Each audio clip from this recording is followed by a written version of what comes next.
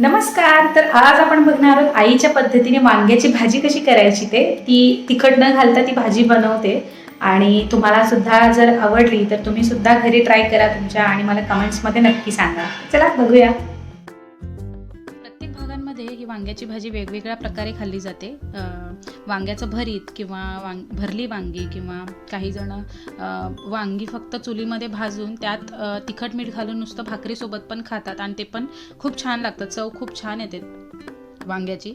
आणि इथे मी आज माझ्या आईची रेसिपी करून तुम्हाला दाखवणार होते. ती जसं मला सांगते तसं मी इथे करत होती सगळं. तर इथे मी आधी कोथिंबीर, लसूण आणि मिरची ह्याची मिक्सरला एक छान वाटण करून घेतलं त्याचं. त्यानंतर भांड्यात मी 1 चमचा तेल घेतलं आणि त्यामध्ये मोहरी आणि जिरं घातलं आहे. आणि हे छान तडतडून द्यायचं आधी, कारण ह्याची फोडणी चांगली बसली तर भाजीला चव आणखी चांगली येते. आणि त्यानंतर लगेच मी मोहरी जिरं तडतडल्यावर त्यामध्ये कांदा घातला आणि सोबतच त्याच्या कढीपत्तासुद्धा.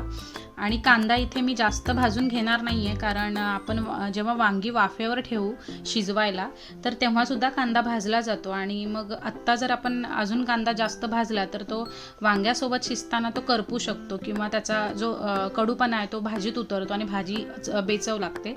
तर त्यानंतर मी इथे कांदा जर फक्त एकाच बाजूचा तुमचा करपत असेल तर कांदा सतत हलवत राहायचा किंवा परतवायचा चांगला कांदा, कारण तो सगळीकडून एकसारखा भाजला जातो. आणि त्यानंतर मग मी इथे वांगी परतून ठेवली आणि लगेच त्यावर मीठ घालून आणि जे वाटण केलं होतं ते घालून मी वांगी वाफेवर शिजवायला ठेवली. आणि हळद आणि मीठसुद्धा एकत्रच घातलं होतं मी, जेणेकरून वाफेवर त्याचा कलरसुद्धा चांगला उतरेल आणि चवसुद्धा उतरेल म्हणून. एकदा का वाफेवर वांगी ठेवली की आपण सारखं हलवत बसायचं नाही किंवा पाणी लगेच घालायचं नाही. कुठल्याही वांग्याच्या भाजीत आपण लगेच पाणी घालतो, मग वांगी शिजतही नाहीत आणि त्याची चवसुद्धा वेगळी लागते. तर आधी वाफेवर वांग्याची भाजी शिजवून घ्यायची, मग ती कोणतीही असू दे. एकदा का वांगी वाफेवर शिजवायला ठेवली की सारखं त्याला हलवत बसायचं नाही. एकतर 5 किंवा 10 मिनिटांनी वांगी बघायची की चांगले शिजतायत का, मग ती एका बाजूने परतवायची. म्हणजे आपण जी वांगी जशी ठेवली त्याची ऑपोजिट साईड आपण परतून घ्यायची. आणि वांगी एकदा परतली की परत त्यावर तसंच झाकून परत वांगी शिजवायला ठेवायची. आणि एक 5 ते 10 मिनिटांनी वांग्याची भाजी एकदम चांगली होते आणि वांगी पण छान शिजतात. तर ही भाजी तुम्हाला जर आवडली असेल तर तुम्ही तुमच्या घरीसुद्धा नक्की ट्राय करा आणि मला कमेंट्समध्ये सांगा की कशी झाली आहे भाजी ते.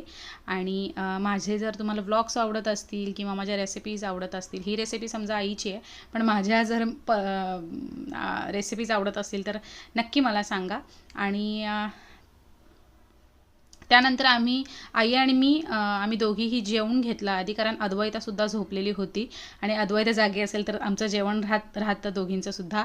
एकतर तिचं राहतं नाही तर माझं राहतं. नंतर अद्वैता आमचं जेवण झाल्यावर उठली आणि इकडे आईशी अशी खेळत होती.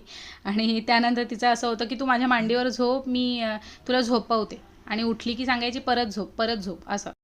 तर आजच्यासाठी एवढंच. चला बाय.